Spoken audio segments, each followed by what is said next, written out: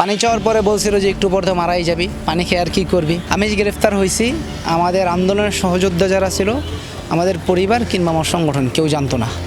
এবং বলা যায় যে একদিন এক রাত আমরা নিখোঁজ, যা আমাদের সাথে না শুধু, তখন নিউ মার্কেট থানায় প্রায় 34 জন রিমান্ডে ছিল। স্টিল ওই সময়টাতে সবাই শিক্ষার্থী ছিল। যদি স্পেসিফিকলি বলি, যদিও আমি ছাত্র শিবিরের রাজনীতি করি, কিন্তু আমার এটা বলতে বাধা নেই যে তখন ছাত্রদলের ইব্রাহিম কার্দি ভাই, ওনার উপরে যে অমানবিক নির্যাতনগুলো চালানো হচ্ছিল আমাদের সামনে, সব কিছু আমাদের সামনেই হচ্ছিল। ইব্রাহিম কার্দি ভাই অবস্থা এমন ছিল যে উনি যদি প্রস্রাব করার জন্য যেত, তাহলে উনি আমাদের দুজনের কাঁধে ভর করে যেতে হতো। থানার যে লকআপ আছে, সেই লকআপের ভিতরে ওয়াশরুম, একটু দূরত্বে দুজনের কাঁধে ভর করে যেতে হতো এবং ওনাকে প্রত্যেকটা জায়গায় পুলিশের কাঁধে ভর করে উঠানো হয়েছে। তো কোর্টে উঠানোর পরে যেখানে ছিলাম, যে কোর্টে উঠানোর পরে অ্যাডভোকেট, আমার পক্ষের কোনো অ্যাডভোকেট ওখানে দাঁড়াতে দেওয়া হলো না আমাদের দুজনের পক্ষে। আমাদের পক্ষে আত্মপক্ষ সমালোচনার সুযোগ দেওয়া হলো না। তারা আমাকে একটা ছবি দেখে দোষী করা হলো। আমাদের মামলা দিয়েছিল টিটিসি কলেজ ভাঙচুরের মামলা। ঢাকা শহরে প্রত্যেকটা মামলার আসামি আমাদেরকে করা হয়, প্রায় 132টা মামলার আসামি আমাদেরকে করা হয়। মানে ঢাকা শহরে এমন কোনো থানা নাই যেই থানার মামলাগুলোতে আমাদের নামগুলোকে এন্ট্রি দেওয়ার জন্য তারা পাঠায় নাই। টর্চার করতেছিল, প্রত্যেকটা পিডানের শব্দ 2টা দেয়াল ভেদ করে ওসি রুমে স্পষ্ট শোনা যাচ্ছিল। এবং তখন তারা নির্লিপ্তের মতো ফরহাদের চিৎকার এবং ওই মায়ের আওয়াজ শুনে তারা হাসতেছিল। এবং অবস্থা এমন হলো যে 11:30টার দিকে ওই এসআই, যিনি ফরহাদকে টর্চার করতেছিল, উনি গিয়ে ওসিকে বললো যে স্যার, ও তো সেন্সলেস হয়ে গেছে, ওরে হসপিটাল নিতে হবে। তখন ওই ওসি হাসতে হাসতে বলছিল যে সেন্সলেস হয় না, মির্কি ফেরা মরছে, জোতা শুকাও, সব ঠিক হয়ে যাবে। তার হাতে একটা ইট ছিল, সে পুলিশকে মারবে এই অবস্থায়। তো আমি বললাম যে ভাই, আপনি পুলিশকে কোথায় পাবেন, গুলি তো হেলিকপ্টার থেকে করতেছে, আপনি কোথা থেকে আপনাকে। তো এই কথা বলার সাথে সাথে একটা বুলেট আমার কানের পাশ দিয়ে এসে তার মাথার ভিতরে ঢুকে গেল এবং সাথে সাথে আমি শহীদ শুভকে এভাবে ধরলাম, ও আমার হাতের উপরে মারা গেল। ক্ষমতাকে আঁকড়ে ধরে রাখার জন্য এমন কোনো পন্থা নেই যেটি প্রয়োগ করেননি স্বৈরাচার শেখ হাসিনা। মাত্র কয়েকদিনের জুলাই গণঅভ্যুত্থানে 12,000-এর অধিক ছাত্র জনতাকে গ্রেপ্তার করা হয়েছিল। এমনকি আমার পাশে যাকে দেখতে পাচ্ছেন, তার নামেও মামলা হয়েছিল, একটি নয়, দুটি নয়, 132টি মামলা। তার অপরাধ, তিনি জুলাই গণঅভ্যুত্থানে অংশ নিয়েছিলেন। তার অপরাধ, তিনি ছাত্র শিবিরের নিউ মার্কেট থানার তৎকালীন সভাপতি ছিলেন। শুধুমাত্র এই অপরাধের কারণে, অর্থাৎ বৈষম্যের বিরুদ্ধে আন্দোলন করার কারণে তার বিরুদ্ধে 132টি মামলা হয়েছিল। আপনারা নিশ্চয়ই দেখেছেন এবং আপনাদের নিশ্চয়ই মনে আছে, তিনি যখন কোর্টে উঠতেছিলেন তখন তিনি বলতেছিলেন, আমার পায়ের তলা থেকে মাথা পর্যন্ত পেটানো হয়েছে। এবং তাকে প্রায় 24 ঘন্টা কোনো খাবার কিংবা পানি দেওয়া হয়নি। তখন 36শে জুলাইয়ের আজকের পর্বে আমাদের অতিথি হিসেবে যুক্ত আছেন তাহিদুল ইসলাম। তিনি বাংলাদেশ ইসলামী ছাত্র শিবির ঢাকা কলেজ শাখার সাহিত্য বিষয়ক সম্পাদক। তার কাছ থেকেই শুনবো সেই বিভীষিকাময় জুলাইয়ের স্মৃতিগুলো। কোটা সংস্কার আন্দোলন, জি, Dhaka college Islamic studies 4th year, science lab মোড় থেকে, এই বাটার সিগন্যাল থেকে। গতকালকে সন্ধ্যার পরে বাদ মাগরিব বাসায় যাচ্ছিলাম আমরা নিউ মার্কেট থেকে, ওই সময় গ্রেফতার করে নিয়ে গেছে পুলিশ। এবং থানায় অকথ্য নির্যাতন করা হয়েছে আমাদের উপরে, সারা রাত খাবার দেওয়া হয় নাই, না খেয়ে রাখা হয়েছে। এখন আবার রিমান্ড সামনের জন্য আদালতে উঠানো হচ্ছে। আমার নাম তাওহিদুল ইসলাম শাহজাহান বীর। হ্যাঁ, গতকালকে সারা রাত নির্যাতন করছে, পুলিশ ফাঁড়িতে নিয়ে সারা রাত না খাওয়ায় রাখছে। এখন পর্যন্ত কোনো খাবার আমাদেরকে দেওয়া হয় নাই। গতকাল সন্ধ্যায় গ্রেফতার করছে, এখন পর্যন্ত কোনো বিন্দু পরিমাণ খাবার আমাদেরকে দেওয়া হয় নাই। আপনি আমার পুরো শরীর যদি দেখাইতে পারতাম তাহলে বুঝতে পারতেন। আপনি আমার এই ডান পায়ের পাতাটার দিকে একবার লক্ষ্য করেন, তাহলে বুঝতে পারবেন। হাতে পারতেছি না, পায়ের তলি থেকে মাথা পর্যন্ত ভিড়াইছে দুইজনকে। আমি মোহাম্মদ তাওহিদুল ইসলাম, পড়াশোনা করছি ঢাকা কলেজ থেকে অনার্স শেষ করে, মাস্টার্স ঢাকা ইউনিভার্সিটি থেকে ইসলামিক স্টাডিজ ডিপার্টমেন্ট থেকে করতেছি। আচ্ছা, জুলাই আন্দোলনটা মূলত শুরুতে হয়েছিল 2024 সালের 5ই জুন আদালতের সেই ঐতিহাসিক কোটা প্রথা বাতিলের রায়ের মাধ্যমে। মূলত দিন থেকে আমাদের ছোটো ছোটো কিছু কর্মসূচি ছিল একজন সাধারণ শিক্ষার্থী হিসেবে। কারণ দেখেন, ওই সময় আমাদের আন্দোলনটা ছিল কোটা প্রথার একটা যৌক্তিক সংস্কার। আমরা কখনোই কোটা প্রথার পূর্ণ বিলাপ চাই না, কিন্তু বাস্তবতা যদি আমরা দেখি সেই সময়টাতে আমাদের বাংলাদেশের ইতিহাসকে যদি আমরা ধারণ করি কিংবা বাংলাদেশের ইতিহাসকে দেখতে যাই, তাহলে 71কে আমরা আসলে সর্বাগ্রে সবার উপরে জায়গা দেই। সেখানে শুধুমাত্র সেই মুক্তিযুদ্ধ, 71-এর মুক্তিযুদ্ধ কেন হয়েছিল, হওয়ার পিছনে উদ্দেশ্য ছিল বাংলাদেশে মানে তৎকালীন পূর্ব পাকিস্তানে যে ধরনের বৈষম্যগুলো হচ্ছিল, যেই ধরনের নিষ্পেষিত হচ্ছিল এই জাতি, এই পূর্ব পাকিস্তানের জনগণ, সেই নিষ্পেষণ থেকে রক্ষা করার জন্য। কিন্তু আলটিমেটলি পরবর্তীতে দেখা গেল সেই মুক্তিযোদ্ধাকে কেন্দ্র করে মুক্তিযোদ্ধার সেই কোটা প্রথাকে, মুক্তিযোদ্ধাদের সন্তানদেরকে কোটা দেওয়ার নাম দিয়ে যেভাবে তাদেরকে প্রতিনিয়ত গালি খাওয়াচ্ছিল, যেখানে মুক্তিযোদ্ধারা ছিল এই দেশের সবচেয়ে বড় সূর্য সন্তান হিসাবে, সেখানে মুক্তিযোদ্ধাদেরকে প্রতিনিয়ত গালি দিচ্ছিলাম। কেন দিচ্ছিলাম? শতকরা 96% কিছু কিছু ক্ষেত্রে চাকরিতে কোটা প্রথা বহাল ছিল। এই জায়গাগুলো থেকে আসলে প্রথমত আন্দোলনে যুক্ত হওয়া। পরবর্তীতে আসলে যখন 14ই জুলাই আসে, 14ই জুলাই যখন তৎকালীন স্বৈরাচার হাসিনা সকল শিক্ষার্থীদের কোটা সংস্কারের পক্ষে অবস্থান নেওয়া শিক্ষার্থীদেরকে যখন রাজাকারের বাচ্চা বলে গালি দেয়, তখনই মূলত আমাদের আন্দোলনটা ছড়িয়ে পড়ে। ওই দিন রাতে ঐতিহাসিক সেই ঢাকা বিশ্ববিদ্যালয়ের রাজু ভাস্কর্যে তুমি কি আমি কে রাজাকার রাজাকার স্লোগান থেকে আসলে মূলত কোটা প্রথা মানে আমাদের আন্দোলনটা ঠিক ভিন্ন খাতে প্রবাহিত হয়ে যায়। সেদিন আসলে আর কোটা সংস্কারটা থাকে না। কারণটা হয়েছে প্রথমত হচ্ছিল যে তিনি আমাদেরকে যে গালি দিয়েছিলেন সেই গালির জবাব এবং সেটার জন্য তার দুঃখ প্রকাশ করা, এটা আমাদের একটা দাবি ছিল। পরবর্তীতে 16 তারিখে সেই দাবির প্রেক্ষিতে এবং 15 তারিখে টিএসসিতে আপনারা দেখছেন আমাদের বোনদের উপরে এবং সাধারণ শিক্ষার্থীদের উপর যেভাবে হামলা করা হয়েছিল, নগ্ন হামলা করছিল ছাত্রলীগ এবং বহিরাগত টোকাইদের এনে, সেটার প্রতিবাদে যখন পরের দিন আমরা রাস্তায় নামি, তখন প্রথমে রংপুরের বেগম রোকেয়া বিশ্ববিদ্যালয়ের শহীদ আবু সাঈদ, যিনি পুলিশের গুলিতে শহীদ হন। এর পরবর্তীতে ওই দিন আরও 4 থেকে 5 জন ভাই শহীদ হয়। তার দিকে থাকে না, আস্তে আস্তে ভিন্ন খাতে প্রবাহিত হতে থাকে। আর আমার যুক্ত হওয়া সেই শুরু থেকেই, পরবর্তীতে যখন এটা পলিটিক্যাল একটা আন্দোলনে রূপ ধারণ করে, যেহেতু আমার নিজে একটা পলিটিক্যাল আইডেন্টিটি ধারণ করি, আমি তৎকালীন নিউ মার্কেট থানা বাংলাদেশ ছাত্র শিবিরের সভাপতি ছিলাম, যার ফলে আসলে আমাদের নির্দেশনা কেন্দ্র থেকে এটাই দেওয়া হতো, প্রতিনিয়ত যে নির্দেশনা দেওয়া হতো, বিভিন্নভাবে বিভিন্ন নির্দেশনা দেওয়া হতো, সেই নির্দেশনার আলোকে পরবর্তীতে আমরা কাজগুলো করছি। ইন্টারনেট বন্ধ থাকাকালীন আন্দোলনগুলো আসলে কীভাবে চলছিল বা আপনার কার্যক্রমগুলো কীভাবে চলছিল? আচ্ছা, ইন্টারনেট ব্ল্যাক আউট হওয়ার পরে মূলত আমাদের কার্যক্রমগুলো একটু অফলাইনেই চলতো। সেটা হয়েছে, আমি আগেই বলছি যে আমি পড়াশোনা করছি ঢাকা কলেজ থেকে অনার্স করছি এবং জুলাই আন্দোলনের সময় আমি ঢাকা কলেজের স্টুডেন্ট ছিলাম। তো যেহেতু আমাদের সাংগঠনিক স্ট্রাকচারে ঢাকা কলেজ এরিয়াটা 2টা আবাসিক ময়দান নিয়ে গঠিত, সেটা হচ্ছে কলাবাগান এবং নিউ মার্কেট, এই 2টা থানার সমন্বয়ে। অর্থাৎ ছাত্র শিবির ঢাকা কলেজের এরিয়া নিউ মার্কেট এবং কলাবাগান এই 2টা থানা কেন্দ্রিক হওয়ায় মোটামুটি ওই আশেপাশের এরিয়াতে, যেমন ধানমন্ডিতে আমাদের কিছু ভাইরা থাকতো, আজিমপুরে কিছু ভাইরা থাকতো, এই আশেপাশে এই এরিয়াটাতে, যার ফলে খুব বেশি দূরত্ব ছিল না।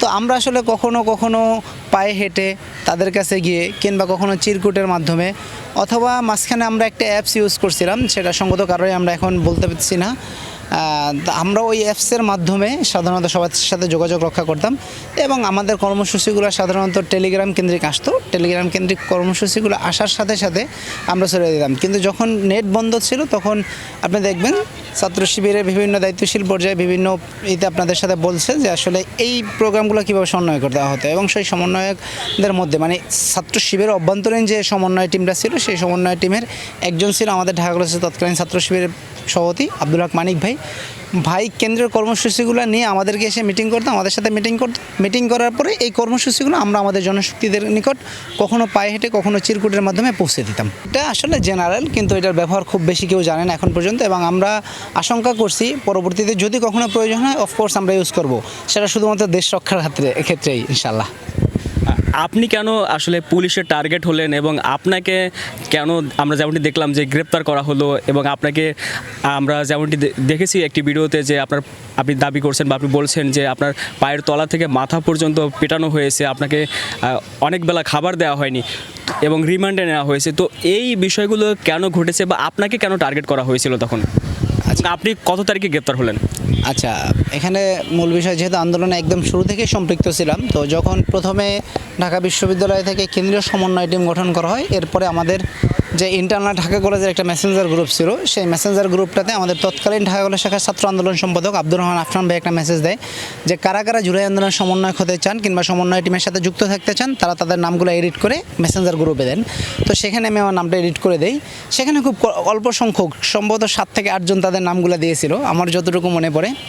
তো পরবর্তীতে যখন আমাদের ঢাকা কলেজের সমন্বয়ক টিমটা গঠিত হয়, সেখানে সমন্বয়কদের লাস্টে মানে আমার নামটা প্রথমে আসে।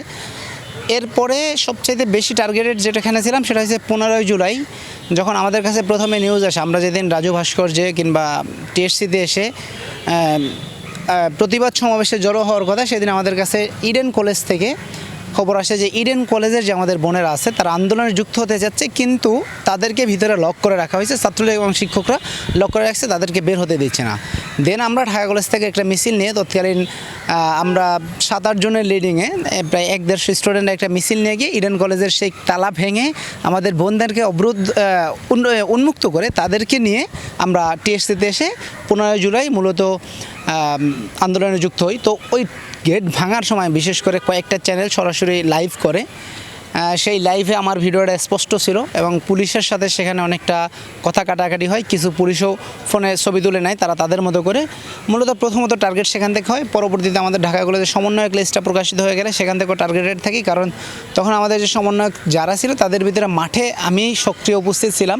অন্যান্য যারা ছিল হয়তো বা কেউ অন্য অন্য স্পটগুলোতে আন্দোলন করতেছিল কিংবা কর্মসূচি ঘোষণা করতেছিল, নিজেদের মতো করে নিজেদের সেফ রেখে আন্দোলনে তারা অংশগ্রহণ করতে। আমি একমাত্র ব্যক্তি ছিলাম এবং আমাদের ঢাকা কলেজের আরেকজন সমন্বয়ক ছিল জিহাদ, আমাদের ছাত্র শিবির ছিল গাজী হোসেন মাহমুদ। এই 3 জন সক্রিয়ভাবে কিন্তু একদম সম্মুখ সারিতে আমিই ছিলাম, যার ফলে কিছুটা টার্গেটেড। এরপরে আরেকটা ঘটনা আছে, সেটা সম্ভবত 17ই জুলাইতে আমাদের যেহেতু সায়েন্স অফ স্পোর্টটা প্রধান ছিল ঢাকা কলেজের, সায়েন্স অফ স্পোর্টে আমরা যখন আন্দোলন করি ওই সময়টার কিছু ভিডিও আশপাশের দোকানগুলোর সিসিটিভি ফুটেজ পুলিশ সংগ্রহ করে এবং সেখানে সামনে থেকে নেতৃত্ব দেওয়ার কিছু ফুটেজ তারা সংগ্রহ করে, যেটা আসলে পরবর্তীতে আমাকে রিমান্ডে থাকা অবস্থায় তারা দেখায় এবং মারধর করে যে আমি কোন কোন জায়গাগুলোতে ছিলাম।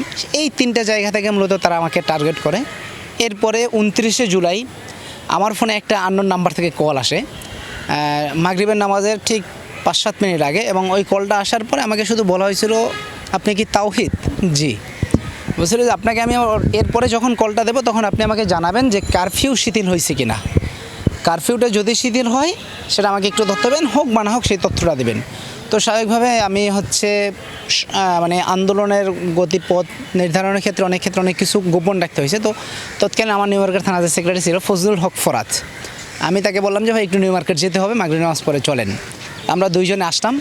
তো আমরা যখন নিউ মার্কেট ঢুকলাম তখন আমরা বুঝতে পারলাম যে আসলে কারফিউ শিথিল হয় না, কারণ প্রত্যেকটা জায়গায় পুলিশ চেকপোস্ট অলরেডি বসে গেছে। তো এখন বাসায় ফিরতে হলে, আমার বাসা তখন ছিল ভূতের গলিতে, বাসায় ফিরতে হলে কোনো না কোনো পুলিশ চেকপোস্ট আমাকে পার হতে হবে। তো সবচাইতে সহজ ছিল বাটার সিগন্যালের ওই পোস্টটা, কারণ ওইখানে একটা পোস্ট, আর অন্য যেখান দিয়ে যাই না কেন নিউ মার্কেট থেকে 3 থেকে 4টা পোস্ট আমাকে পুলিশ চেকপোস্ট পার হতে হবে। স্বাভাবিকভাবে সহজলভ্য এটা হওয়ায় আমরা ওইখান থেকে সামনে আগাই। সামনে আগানোর পরে আমরা মানে পুলিশ চেকপোস্টটা পার হয়ে একটু সামনে চলেও গেছিলাম।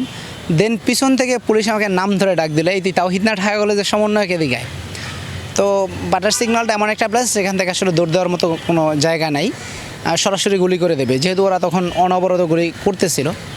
তো এরপরে আমি আসার পরে আমার ফোন চেক করে আসলে আমাদের আন্দোলনের সংশ্লিষ্টতা পাওয়ার পরে আমি প্রথম অস্বীকার করছিলাম, আমি প্রথমে নীলক্ষেত বইয়ের মার্কেটের কাজ করি, মার্কেট ছুটি হয়েছে, এখন বাসায় যাচ্ছে, এইভাবে আসলে। কিন্তু তারা তো আসলে যেহেতু টার্গেটেড আমি এবং নাম ধরা ডাক দিয়েছে, তার মানে তারা সব জেনে বুঝেই আমাকে ডাক দিছে। পরবর্তীতে ফোন চেক করার পরে তারা আন্দোলনের সক্রিয়তা পাওয়ার পরে ওইখানে প্রথমে টর্চার শুরু করে, একদম বাটার সিগন্যাল অগ্রণী ব্যাংকের সামনে যে জায়গাটা আছে ওই স্পটে, এবং ওইখানে আমি সেন্সেস হয়ে যাই। তারপরে তারা 4 জন পুলিশ আমাকে চ্যাংদোলা করে পাশেই পূর্ব ধানমন্ডি পুলিশ ফাঁড়ি, যেটা ফাঁড়িতে নিয়ে যায়, বাটার সিগন্যালের সাথে ওই ফাঁড়িতে নিয়ে যাওয়ার পরে আমার ফোনটা যখন আবার রিচেক দেয় তখন তারা আসলে জানতে পারে যে আমি তৎকালীন নিউ মার্কেট থানা ছাত্র শিবিরের সভাপতি। তো তাদের কাছে তখন অপরাধ 3টা, একটা হচ্ছে আন্দোলনের সক্রিয় ভূমিকা পালন করা, দ্বিতীয়ত হচ্ছিল যে সমন্বয়ক, তৃতীয় যে বিষয়টা দাঁড়ায় যেটা সবচাইতে বেশি তাদের জন্য গুরুত্বপূর্ণ হয়ে ওঠে এবং ছাত্র শিবির এবং জামাতকে তখন হত্যাযোগ্য করা হয়েছে, তাদের যেখানে পাওয়া সেখানে মেরে ফেলা জায়েজ ছিল। তো সেখানে ছাত্র শিবির নিউ মার্কেট থানা সভাপতি, সেটা তাদের জন্য অনেক বড় একটা অ্যাচিভমেন্ট ছিল যে না, ছাত্র শিবির নিউ মার্কেট থানা সভাপতিকে তারা গ্রেফতার করতে পারছে, যদিও এটা আমাদের জন্য একটু হাস্যকর ছিল, কারণ আমাদের কাছে এটা খুব ছোট্ট একটা পোস্ট বা এটা আমাদের কাছে খুব বেশি ভ্যালুয়েবল না। অফকোর্স দায়িত্বের জায়গা থেকে দায়িত্ব পালন করতে গেলে অনেক ভ্যালুয়েবল, কিন্তু আমাদের জায়গা থেকে তারা যেভাবে মানদণ্ড দাঁড় করায় সেই মানদণ্ডে আমাদের কাছে আসলে খুব ছোট্ট একটা বিষয়।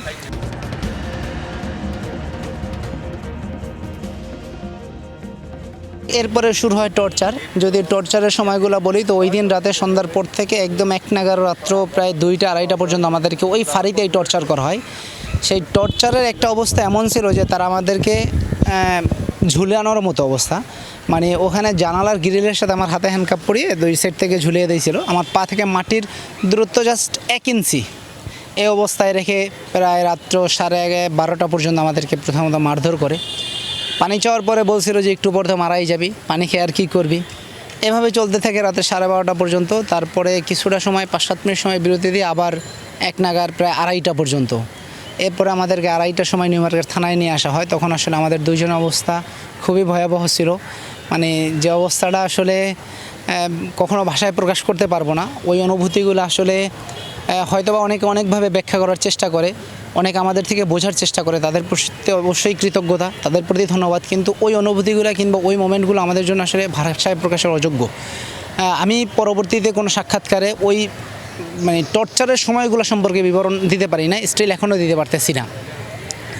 তো যাই হোক, তারপরে আনার পরে আমাদেরকে নিউ মার্কেট থানার দোতলায় উঠানো হয়। সেখানে আসলে ওঠাটা আমাদের জন্য খুবই কঠিন ছিল। ওই অবস্থায় আমাদেরকে পিছন থেকে টর্চার করতে করতে একদম পিছনে বড় একটা বাঁশের লাঠি দিয়ে আঘাত করতে করতে উঠানো হয়।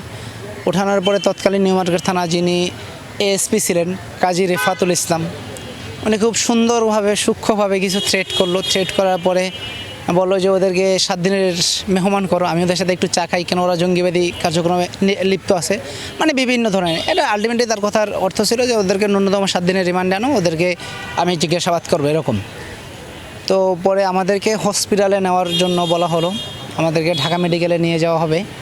তো ঢাকা বিশ্ববিদ্যালয়ের ভিতর দিয়ে তারা আমাদেরকে ঢাকা মেডিকেলে নেওয়ার জন্য বের হলো। কিন্তু ঢাকা বিশ্ববিদ্যালয় যখন এই বিসি চত্বরের সামনে আসলো, তখন পুলিশের গাড়ি অন্য পুলিশে তার চেকপোস্ট পার হতে দেবে না। ডান দিকে মোচননিয়া গেল, মোচননিয়া যাওয়ার পরে ফুলার রোডে উদয়ন স্কুলের সামনে যখন গেল, ওইখানে পুলিশের চেকপোস্ট, সেই পুলিশের চেকপোস্ট আবার এই পুলিশের গাড়িকে পার হতে দেবে না পুলিশ। তারা সেখান থেকে তারা শহীদ মিনার হয়ে বাগানবাড়ি ঘেটে গেল, বাগানবাড়ি ঘেট আর ক্রস করতে দেয় না। পরবর্তীতে তারা আবার ব্যাগে এসে দোয়েল চত্বর দিয়ে পিছনে গিয়ে বার্নের সামনের দিয়ে এসে ঢাকা মেডিকেল ইমার্জেন্সি গেট দিয়ে আমাদের নিয়ে ঢোকার পরে সেখানে প্রায় 7 থেকে 8টা এক্সরে করানো হয় এবং আমাদের প্রেসক্রিপশনের উপর লিখে দেওয়া হয় যে 7 দিনের বেড রেস্ট জরুরি। এবার একটু জাস্ট ওই ডাক্তারের একটা লাইন হয়তো বা আপনাদেরকে অনেক কিছু বলে দেবে যে সন্ধ্যায় গ্রেফতার হয়েছি 3:30টার সময়, রাত্র 3:30টার সময় তারা আমাদেরকে প্রায় যে ঔষধ দিয়েছিল সেই ঔষধ যদি তখন আসলে কিনতাম ন্যূনতম 5 থেকে 7,000 টাকা শুধুমাত্র ঔষধ বিল হতো। 7টা এক্সরে করানো হয়েছিল আমাদেরকে। তো সেখানে 7 দিনের বেড রেস্ট একদম অতীব জরুরি তারা লিখে দেয়। কিন্তু সেই সকল কিছুকে তোয়াক্কা না করে তারা পরের দিন সকালে আমাদেরকে 10টার দিকে কোর্টে প্রেরণ করে এবং সেখানে 7 দিনের রিমান্ড চাওয়া হয়। এর ভিতরে সবচেয়ে আমাদের জন্য সবচেয়ে কঠিন যে বিষয়টা ছিল, আমাদের জন্য আমাদের যে ন্যূনতম মানবিক অধিকারটা, সেই অধিকারটা আমাদের থেকে কেড়ে নিয়েছিল। কারণ আমরা আগের দিন সন্ধ্যায় গ্রেফতার হওয়ার পরে পরের দিন সকাল 10টায় যখন আমাদেরকে কোর্টে পাঠানো হয়, এর মধ্যে আমাদেরকে 1 গ্লাস পানি খাওয়ার জন্য দেওয়া হয় নাই। আমরা একাধিকবার খাবার এবং পানি চেয়েছিলাম পুলিশের কাছে। স্বাভাবিকভাবে এটা আমি যখন একজন আসামি হিসেবে গ্রেফতার হব, এটা আমার মৌলিক মানব অধিকার, সেখানে আমাদেরকে 1 গ্লাস পানিও দেওয়া হয় নাই। তার চাইতে কঠিন যেটা হলো সেটা হচ্ছে কোর্টের গারদে যখন ঢুকানো হয়, লকআপে যখন ঢুকানো হয়, তখন প্রত্যেক আসামির জন্যই একটা ডিম, একটা রুটি, একটা কলা, একটা পানি বরাদ্দ থাকে। কিন্তু শুধুমাত্র আমাদের দুইজনের ক্ষেত্রে এটার ব্যতিক্রম হলো এবং আমাদের দুইজনকে দেওয়া হলো না। থানা তৎকালীন সেক্রেটারি ফজলুল হক ফরহাদ ছিল। তো আমাদের দুইজনের ক্ষেত্রেই এটার ঠিক ব্যতিক্রমটা হলো।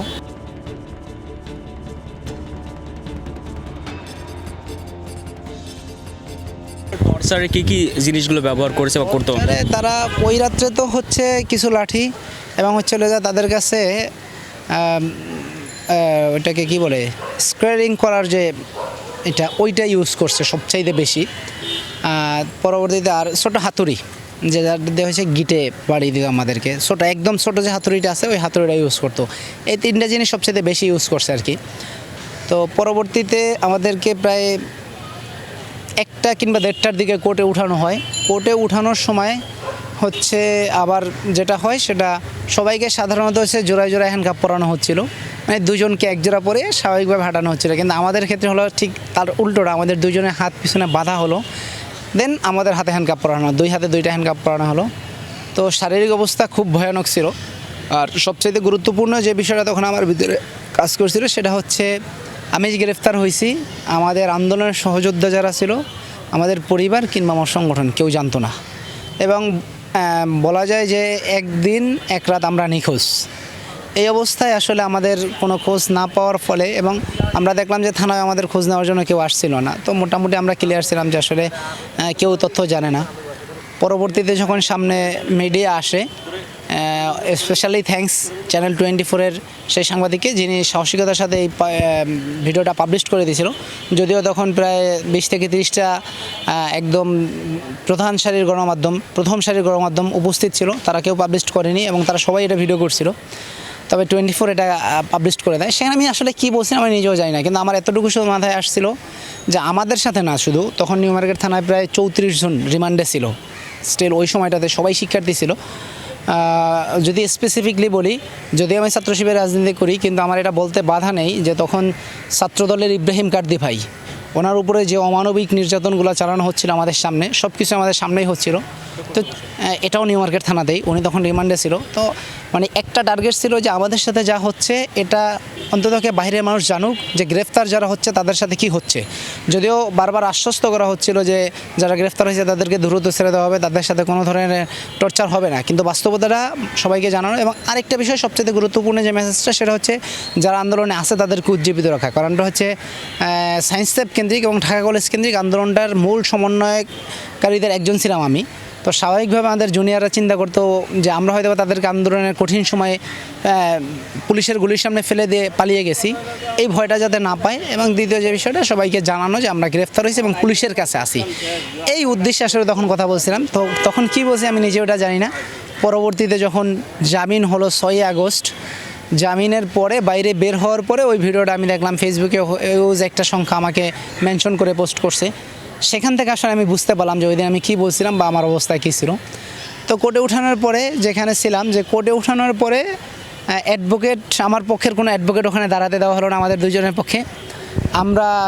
আমাদের পক্ষে আত্মপক্ষ সমালোচনার সুযোগ দেওয়া হলো না। তারা আমাকে একটা ছবি দেখে দোষী করা হলো। আমাদের মামলা দিয়েছিল টিটিসি কলেজ ভাঙচুরের মামলা, এবং টিটিসি কলেজের সামনে দাঁড়ানো একটা ছবি আন্দোলনরত অবস্থায় আমার দেখানো হয়েছিল। কিন্তু আমি চ্যালেঞ্জ করেছিলাম যে এই ছবিটা ওই দিনের না, ঘটনার দিনের না, এই ছবিটা তার একদিন পরের ছবি। কারণ আমার ফোনে ছিল, আমি বলছিলাম যে আপনি একটু কাইন্ডলি ডিটেলসটা দেখতে পারেন, এই ফোন থেকে এই ছবি তোলা। কিন্তু তিনি কোনো কিছু তোয়াক্কা না করে সরাসরি আমাদের আবার 4 দিনের রিমান্ড মঞ্জুর করে। সেখান থেকে আবার রিমান্ডে নিয়ে আসা হয় নিউ মার্কেট থানায়, এবং সেই অবস্থায় 4 দিন জাস্ট ওই একই অবস্থায় টর্চার চলতে থাকে আমাদের। 4 দিন পরে ঢাকা শহরে প্রত্যেকটা মামলার আসামি আমাদেরকে করা হয়, প্রায় 132টা মামলার আসামি আমাদেরকে করা হয়। মানে ঢাকা শহরে এমন কোনো থানা নাই যেই থানার মামলাগুলোতে আমাদের নামগুলোকে এন্ট্রি দেওয়ার জন্য তারা পাঠায় নাই। জিজ্ঞাসাবাদ করতো তখন আমার সামনে বলতো অমুক থানায় তোর এই লিস্ট পাঠাইলাম, ওই মামলার আসামি তোকে করা হলো। এইভাবে 132টা মামলার আসামি তারা করে। আপনি কি চার্জশিট পেয়েছিলেন বা আপনার মানে 132টা মামলা হচ্ছে আপনার নাম? হ্যাঁ, বিষয়টা হচ্ছে যে চার্জশিট পাওয়ার তো আসলে সুযোগ হয় নাই। কারণটা হয়েছিল যে 29শে জুলাই এখানে গ্রেফতার হয়ে মোট 5 দিন তাদের কাছে রিমান্ডে ছিলাম। তো ততদিনে অলরেডি 3রা আগস্ট হয়ে যায়। 3রা আগস্ট, আমি যদি ভুল না করি, 3রা আগস্ট থেকে আন্দোলনটা সবচাইতে বেশি তীব্র আকার ধারণ করে, এবং তখন আসলে আর নতুন মামলায় গ্রেফতার তারা দেখায় নাই। 3রা আগস্ট কারাগারে প্রেরণ করে। এরপরে 5ই আগস্ট তো আল্লাহ আমাদেরকে স্বৈরাচার মুক্ত করে বাংলাদেশকে নতুন করে আবার স্বাধীনতা দান করে। পরবর্তীতে সে মামলাগুলো ভ্যানিশ হয়ে গেছে। এখনও সম্ভবত 2টা মামলা আছে, যে 2টা মামলার ব্যাপারে গত 3-4 দিন আগে আমার যে অ্যাডভোকেট আছে ভাই আমাকে নক করছিল যে একটু আয়সা দেখা করে গিয়ে মামলাগুলো হয়তো বা শেষ হয়ে যাবে। কিন্তু 132টা মামলার আসামি আমাদের দুজনকে করা হয়েছিল, এটা সত্যি।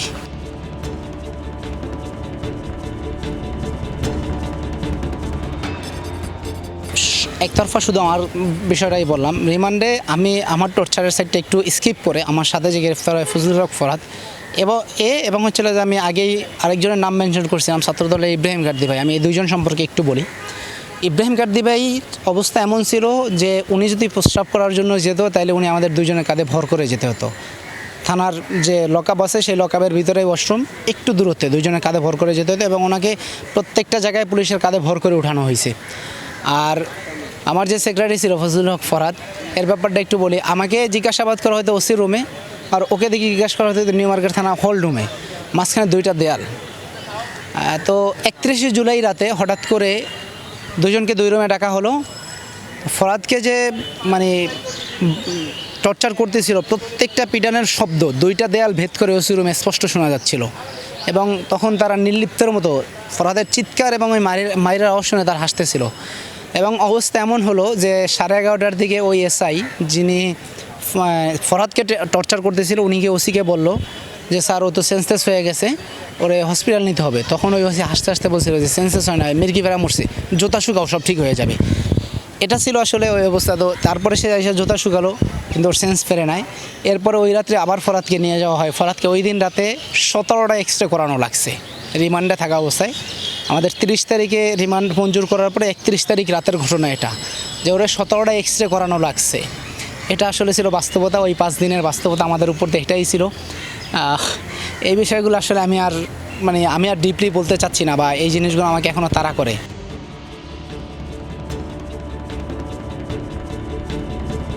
জুলাই গণঅভ্যুত্থানে আসলে কোন স্মৃতিগুলো ভাবলে বা কোন বিষয়টি মনে পড়লে এখনও আপনাকে কাঁদায়, বা চোখের সামনে এমন কোনো ঘটনা আপনার মনে পড়ে কিনা যেটি আসলে আপনাকে এখনও হৃদয় অনেক নাড়া দেয়? অজস্র স্মৃতি আছে, তার ভিতরে আমি আমারগুলো তো সব কিছু আপনাদের সামনে বললাম। আমি আর 2টা স্মৃতি বলবো যেটা আসলে কখনো আমি হয়তো বা ভুলতে পারবো না। প্রথম হচ্ছে টিএসসির আমাদের বন্ধের উপরে যেভাবে হামলাটা করা হয়, নগ্ন হামলা, মানে আমাদের বন্ধের উপরে বিশেষ করে। দেখেন, একজন ছেলে হিসাবে আমরা অনেকটা নিজেদেরকে সেভ করতে পারি, কিন্তু বন্ধের অবস্থা ওই দিন কী হয়েছিল সেটা। এবং আমার বাড়ি মাদারীপুরে, জানেন ঢাকা বিশ্ববিদ্যালয় সেই দিন সবচাইতে বেশি আহত হওয়া এবং সবচাইতে বেশি ফোকাসে আসা যে আহত শিক্ষার্থী ছিল সানজিদা আহমেদ তন্নি, সম্ভবত ডাকসুর মুক্তিযোদ্ধা বিষয়ক সম্পাদক, বর্তমানে গবেষণা বিষয়ক সম্পাদক, দুঃখিত।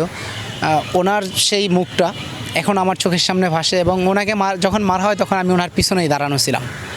এটা আর সবচেয়ে হৃদয় বিদারক ছিল 19শে জুলাই, শুক্রবার দিন। ওই দিনের ঘটনা ছিল যে তার আগের দিন আমাদের সায়েন্স ল্যাবে 2 জন শহীদ হয়। আমরা শুক্রবার দিন কাফনের ব্যবস্থা করে গায়েবানা জানাজার আয়োজন করি শুক্রবার সায়েন্স ল্যাবে। আমার কাছে তার চিত্র এখনও আছে। সেই গায়েবানা জানাজায় আমাদেরকে মসজিদে দাওয়াত দিতে দেওয়া হলো না। তারপরে মসজিদে জুমার নামাজ শেষ করে আমরা দুজনে সবাইকে দাওয়াত পৌঁছিলাম। ওখানে দাঁড়িয়ে দাঁড়িয়ে মানুষকে বললাম এবং মানুষ প্রায় 80% মানুষ ওই গায়েবানা জানাজা অ্যাটেন্ড করার পরে একটা ছোট্ট মিছিল নীলক্ষেত মোড় থেকে গিয়ে সায়েন্স ল্যাবে অবস্থান করে। এবং সেখান থেকে সেই গায়েবানা জানাজা থেকে আমাদের 2 জন দায়িত্বশীল, তৎকালীন শাখা ছাত্র আন্দোলন সম্পাদক, বর্তমান কেন্দ্রীয় সহকারী প্রচার সম্পাদক আব্দুর রহমান আফরান ভাই এবং আমাদের তৎকালীন অর্থ সম্পাদক ফুরকান ভাই স্পষ্ট ভাষায় ঘোষণা দিয়ে দেয় আমরা এই আন্দোলনকে আর পিছু বা হতে দেবো না, আমরা আন্দোলন চালিয়ে যাবো ইনশাল্লাহ। সেই ধারাবাহিকতা আমরা ওইখানে অবস্থান নেওয়ার ঠিক 10 মিনিটের মধ্যে বিভিন্ন জায়গা থেকে হেলিকপ্টার নিয়ে আমাদের উপর গুলি শুরু করে। গুলি এবং টিয়ার সেলে সেদিন পুরো সায়েন্স ল্যাব এরিয়া একদম কি বলবো, একদম হজবরল একটা পরিস্থিতি সৃষ্টি হয়। সবচাইতে বেশি হৃদয়বিদারক ছিল, আমি তখন আমার বাসা যেহেতু গ্রিন রোডে ছিল, গ্রিন রোডের মাথায় গেলাম, একজন ভ্যান শ্রমিক কিংবা রিক্সা শ্রমিক শহীদ শুভ, তার সাথে দেখা। কোনোদিন তার সাথে আমার দেখা হয়নি, একদম কোনো দিনও না। ওই দিনই দেখা, তার হাতে একটা ইট ছিল, সে পুলিশকে মারবে এই অবস্থায়। তো আমি বললাম যে ভাই আপনি পুলিশকে কোথায় পাবেন, গুলি তো হেলিকপ্টার থেকে করতেছে, আপনি কোথা থেকে আপনাকে। তো এই কথা বলার সাথে সাথে একটা বুলেট আমার কানের পাশ দিয়ে এসে তার মাথার ভিতরে ঢুকে গেল এবং সাথে সাথে আমি শহীদ শুভকে এভাবে ধরলাম, ও আমার হাতের উপরে মারা গেল এবং তার ওই লাশটাকে আমি নিজে বহন করে পপুলার হসপিটালে নিয়ে গেছিলাম। পরবর্তীতে আসলে তার পরিবারের সাথে সাক্ষাৎ করার সুযোগ হয়েছে সেটা আন্দোলনের পরে। তো একটা জলজ্যান্ত মানুষ আমার চোখের সামনে আমার হাতের উপরে এভাবে শহীদ হয়েছে। এর কিছুক্ষণ পরেই মানে শুভকে পপুলার হসপিটালে নিয়ে যাওয়ার 5-7 মিনিট কিংবা আধা ঘন্টার মধ্যে ওর মা এবং ওর বোন আসে, ওর লাশটা অ্যাম্বুলেন্সে করে ঢাকা মেডিকেলে পাঠানোর পরে আমি আবার যখন গ্রিন রোডে যাই, গ্রিন রোডে ঠিক বেবজা কমপ্লেক্সটার অপোজিটে দাঁড়ানো, ওই সময় বেবজার সামনে দাঁড়ানো 2টা বাচ্চা, একটা ছেলের বয়স 14 বছর হবে আর একটা ছেলের বয়স 7 বছর। পুলিশের গুলি 14 বছর মানে বড় যে ছেলেটা ওর মাথার ভিতর দিয়ে ঢুকে পিছন দিয়ে ভেদ করে ছোটো যে বাচ্চাটা ছিল 2 জনের ওর মাথার ভিতরে ঢুকে গেলো এবং 2টা বাচ্চা স্পট ডেড। মানে 19শে জুলাইয়ের ওই ঘটনাটা, এই 3টা মৃত্যু কিংবা এই 3টা শহীদ, এটা আমি কখনো আসলে ভুলতে পারবো না এবং এটা সারা জীবন আমার জন্য একটা দুঃস্বপ্ন হয়ে থাকবে। কারণ একটা বুলেট 2 জনের মাথা যখন ভেদ করে সেটা আসলে তাও আপনার চোখের সামনে, এই জিনিসগুলো আপনি কখনো ভুলতে পারবেন না। বিভীষিকা হয়ে থাকবে সারা জীবন। দেখেন জুলাই যা প্রত্যাশা ছিল আমাদের তার মানে 1%ও সেই প্রত্যাশা পূরণ হয় না। আমরা যে সমস্যাগুলোর জন্য আমরা আজকে আসলে আসছিলাম, মানে আমরা ওই দিন মাঠে ছিলাম কিংবা পুরো জুলাইটা সংগঠিত হলো এবং প্রায় 2000 মানুষ শহীদ হলো, সেই প্রত্যাশাগুলো আপনারাও জানেন আমাদের প্রত্যাশা কী ছিল, কিন্তু সেই প্রত্যাশার কতটুকু বাস্তবায়ন হচ্ছে সেটাও আপনাদের সামনে দিবালোকের মতো স্পষ্ট। এবং সবচাইতে দুঃখজনক বিষয় হয়েছে আমরা আশা করছিলাম যে কোনো নির্বাচিত সরকার এই দেশে আসলে অন্তত আমাদের জুলাইয়ের প্রত্যাশাটা পূরণ করবে, কিন্তু সেখানে দেখলাম প্রথমেই সেই সরকার এসে গুম কমিশন বাতিল করলো, অনেকগুলো জায়গায় তারা একদম স্পষ্ট মানবাধিকারের বিষয়গুলো তারা লঙ্ঘন করলো এবং আমাদের যে জুলাই সনদটা ছিল, জুলাই সনদটাই আমাদের জুলাইয়ের আকাঙ্ক্ষা ছিল, সেই জুলাই সনদ থেকে সরকার সরে গেল এবং সেই জুলাই সনদটা আজও বাস্তবায়ন হয়নি। অদূর ভবিষ্যতে কোনো দিন বাস্তবায়ন হবে কিনা সেটাও আমরা জানি না। তবে আমাদের জায়গা থেকে আমাদের প্রত্যাশা, আমাদের চাওয়া তারেক রহমান সরকার সে যেই দলের হোক না কেন, উনি যদি দেশ সহজ মানে জনগণের প্রত্যাশা মোতাবেক পরিচালনা করে, রেসপেক্ট হিম, আমরা সবসময় তাদেরকে রেসপেক্ট করব এবং আমরা চাই সেই জুলাই সনদটা বাস্তবায়ন করার জন্য তার সরকার সর্বোচ্চ কাজ করুক এবং আমরা আশা করি তারা জনগণের আকাঙ্ক্ষাকে ধারণ করেই আগামীর দিনে এই দেশটাকে গড়ার জন্য কাজ করবে।